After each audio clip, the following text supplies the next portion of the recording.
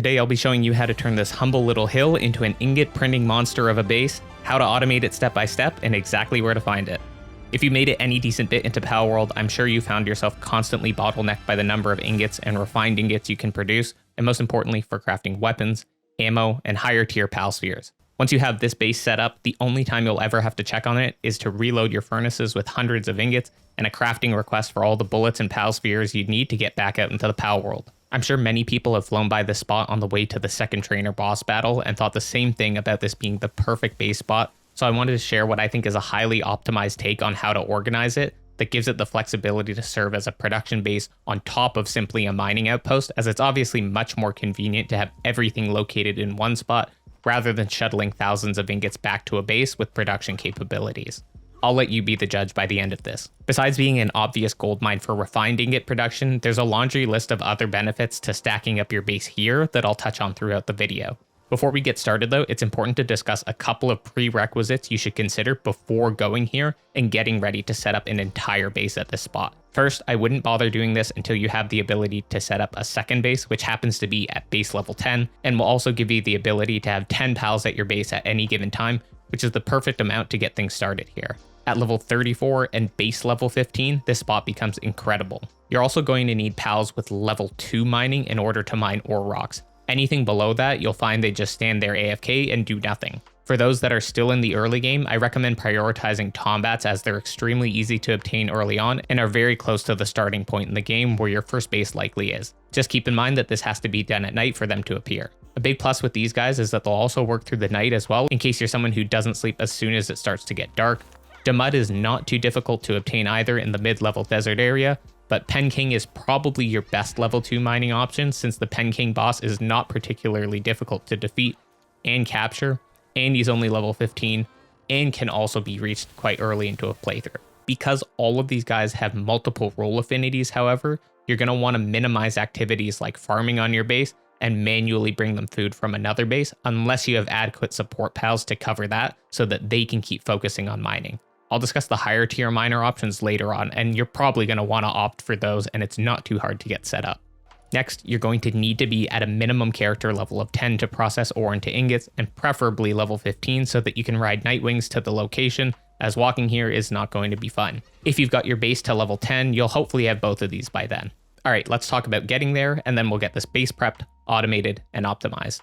The location of this spot is almost directly north of the Plateau of Beginnings if you were to fly north for a couple of minutes. 3 fast travel points for reference are the Sealed Realm of the Guardian, Snowy Mountain Fork, and the Free Pal Alliance Tower. Hopefully, if you have any of these, it should be very easy to get to this spot. Personally, I think it's easiest to start from the Sealed Realm of the Guardian, look directly north of you to the tower in the distance, and then slightly to the right, you'll see our destination at the highest point of the Green Rocky Mountains. You can take a look at the map for reference here as well. Take whatever flying mount you have and head on over to the top.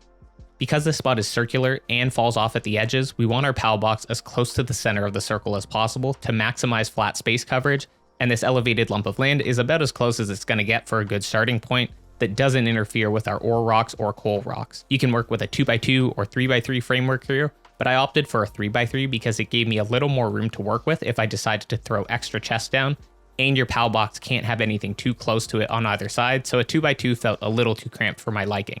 You should always drop stairs or roofs down along the foundation side so that pals are less likely to get trapped if they pass through the center of the base, and this applies to any other foundational buildings that you build in the area. Another tip that could save you from an untimely disaster is if you can carefully line up the foundations to match the top of that ground mound, you can instead not put a foundation piece at the very center so that your pal box isn't sitting on top of it. The reason this can prove extremely important is because if you start building things around this area and then decide to do some remodeling, if you accidentally knock out that foundation, the pal box sitting on top of it will be destroyed without warning along with any other structures tied to it. This doesn't mean everything, but it will destroy a lot.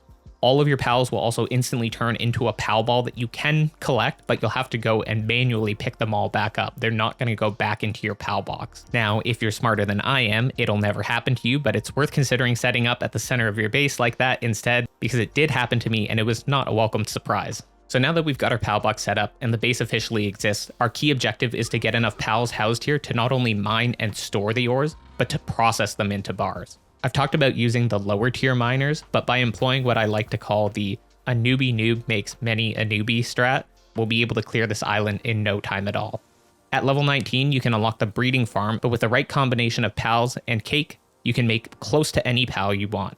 In this case, we want at least 5 Anubises? A newbie, a newbie? I don't know what the right pluralization is here, honestly. Let me know what you think it should be.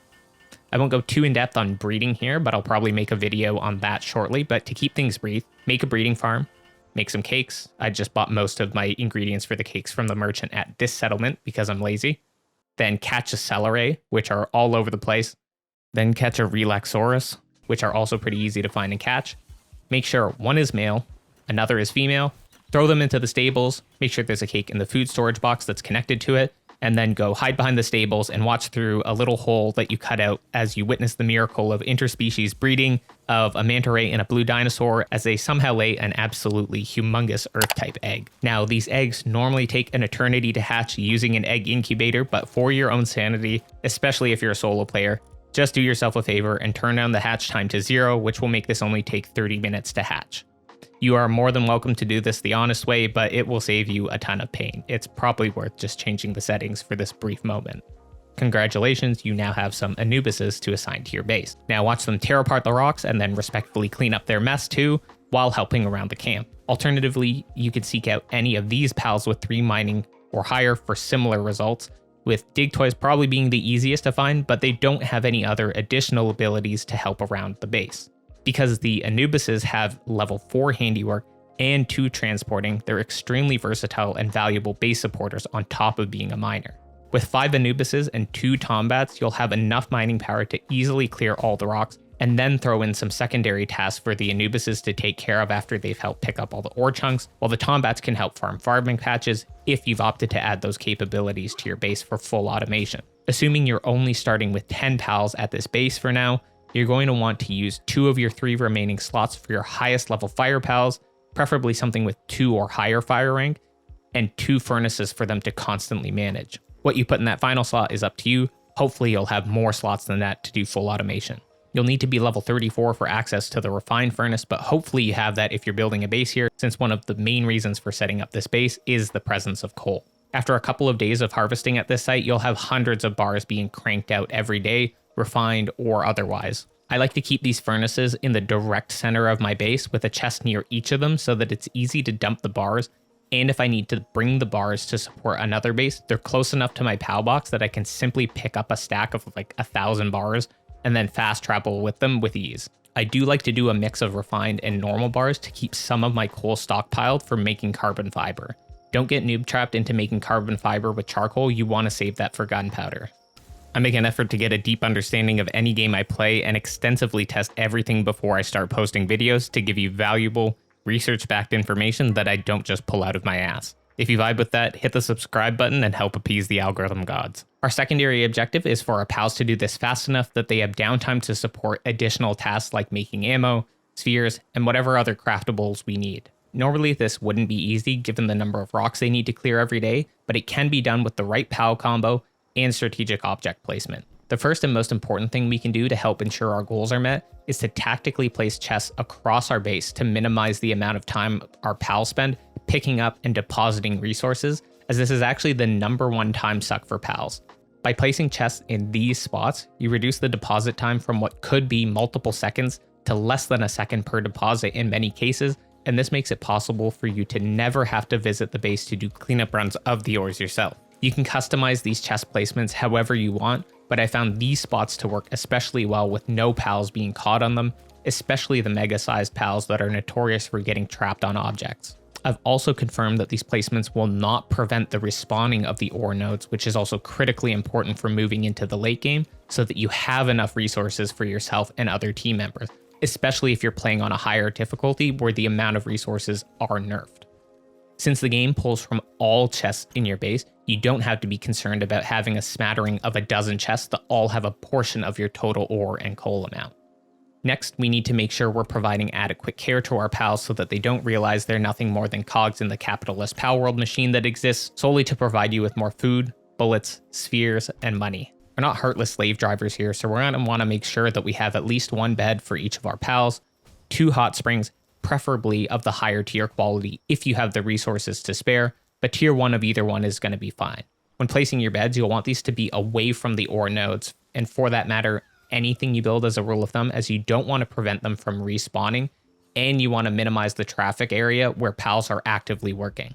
This should be applied to all other structures you place in this base, with assembly lines, farming patches, workbenches, and the like being placed on the outer perimeter of the base circle, not overlapping the ore spawn locations. All of those special structures in the other category when you're building that boost pal abilities, like the pickaxe and helmet and the flame cauldron, should all be placed on the furthest edges of your base, or better yet, on an elevated surface.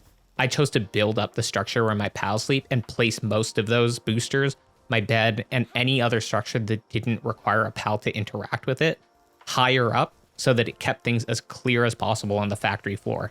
For example, every single day, one of these dinguses would climb up onto the top of the silo no matter where I put it on the ground. They just have an affinity for being on top of this object. So I finally gave up hope on keeping the silo on the ground, and now it's joined its friends on top of the base. If you have the ability to unlock the mining, handiwork, and fire booster, I would do that immediately, with the other ones being optional, but of course recommended as well, if you have the means to do so, and you're planning on adding other functionality to your base like farming and cooling. Also, for the beds, it's usually smart to keep them one buildable tile apart from each other and half a tile away from any walls so that larger pals don't get trapped or stacked weirdly.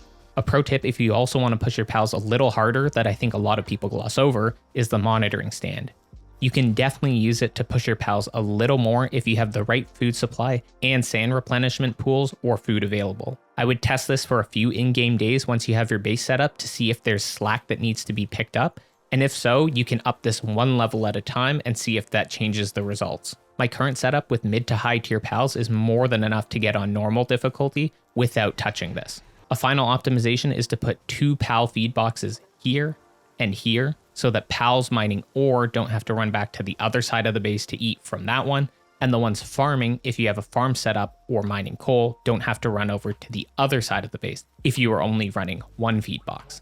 Just make sure to keep the one further from a farming site topped up every once in a while. So our base is now successfully mining all ores and processing them. So let's talk about some of the additional pros and cons of this base location for you to consider and how you can get around those. And then we'll talk about the remaining base purposes it's capable of supporting for more complete automation. The biggest con about this base location is the evident lack of stone, paldium, and sulfur, all of which are also important ingredients for making our pal spheres, ammo, and other upgrades. For stone, you can easily throw up a stone pit for a day instead of putting your Anubises to work on crafting tasks so that they can stockpile stone after mining all the ore and all the coal, or you can designate another base to supply your stone and then shuttle it back, which is probably going to be easier and more consistent. That's what I typically do. For sulfur, you could do the same thing at another base with plentiful sulfur rocks, or if you aren't in desperate need of sulfur, you can hop off the side of this cliff once a day to grab this rock for a solid chunk of sulfur, but that'll probably not sustain anybody playing late game,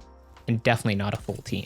The same can be said for paldium. Personally, I just make a point of mining sulfur and paldium anytime I see it out in the wild because they're both relatively low weight compared to ore and stone, so it was easy to carry back in an exploration bout and dump it at my base whenever I hit fast travel spots. Dungeons are usually the best place to find giant rocks of paldium, so mine as much as you can whenever you come across those larger rocks, and that should usually be a decent supply for spheres.